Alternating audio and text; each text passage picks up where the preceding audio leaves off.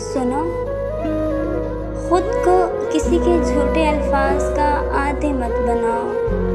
किसी को इजाज़त मत दो कि वो तुम्हारे कानों में मोहब्बत का शीशा अंडेले। तुम चाहे जाने के काबिल हो, तुम मोहब्बत के काबिल हो। जो तुम्हारा होगा और तुम्हें पा लेगा, वो इस छोटी सी दुनिया की भीड़ में तुम्हें कभी गुम नहीं होने देगा। लेकिन कभी कभी हम हार जाते हैं, जिंदगी थका देती है, बेबसी होती है और हम होते हैं।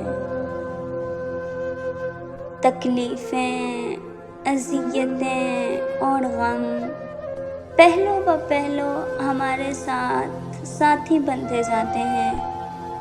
अल्फाज कहीं खो कर खामोशियाँ थमा देते हैं और फिर उन सरगोशियों और खामोशियों में दिल चाहता है कि रब बस सुन ले और हमारी दुआओं को कुन से फयाकून कर दे।